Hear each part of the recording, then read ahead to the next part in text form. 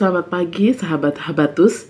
Kita mau bersama-sama kembali belajar firman Tuhan. Dan firman Tuhan pada pagi hari ini diambil dari Yesaya pasal 21 ayat 11 sampai ayat 17. Nanti baca di Alkitabnya masing-masing ya.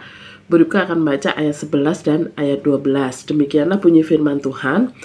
Ucapan ilahi terhadap Duma.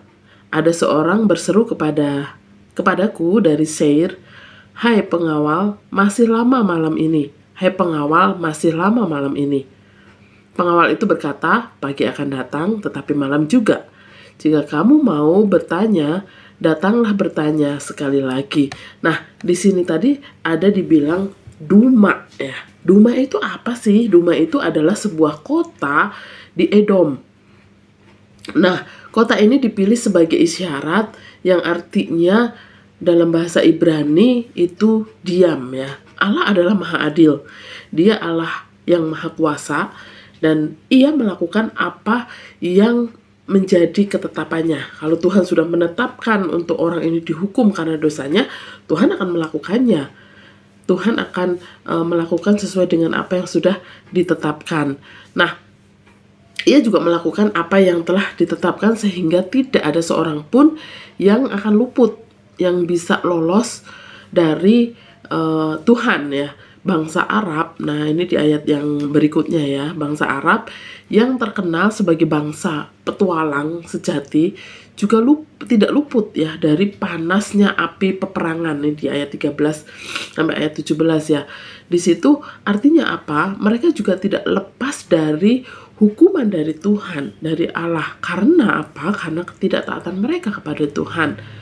Allah menggunakan cara-cara tersendiri untuk menghukum umatnya atau orang-orang yang sebelumnya sudah diperingatkan oleh Tuhan ya. Jadi sebelum Tuhan melakukan penghukuman, Tuhan itu sudah mengingatkan ya, berulang kali diingatkan tapi tidak mau bertobat, diingatkan lagi tapi masih bandel, masih bebal. Jadi Tuhan memberikan penghukuman kepada mereka umat Tuhan yang tidak mau taat kepadanya.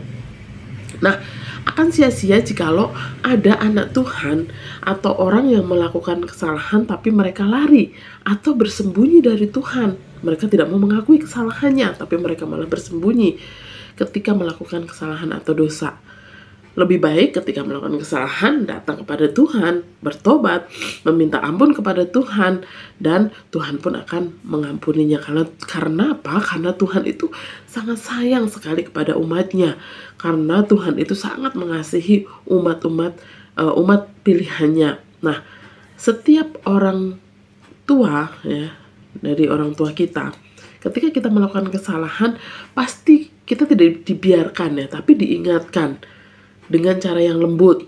Ketika dengan cara yang lembut kita masih bandel, diingatkan lagi dengan nadanya yang agak tinggi. Nah, masih bandel lagi, mungkin orang tua kita akan berikan penghukuman kepada kita karena ketidaktaatan kita kepada perintah orang tua. Betul? Ada yang seperti itu. Contohnya begini, "Ayo, taruh handphonenya."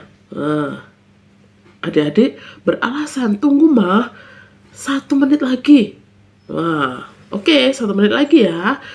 Ternyata sudah 1 jam berlalu masih tetap pegang handphone. Nah, itu menunjukkan anak yang taat tidak? Iya, anak yang tidak taat. Kemudian orang tua mengingatkan, "Ayo buruan mandi." "Iya mah, tunggu 5 menit lagi, saya mau mandi." Nah, ternyata wah berjam-jam malah nggak mandi-mandi.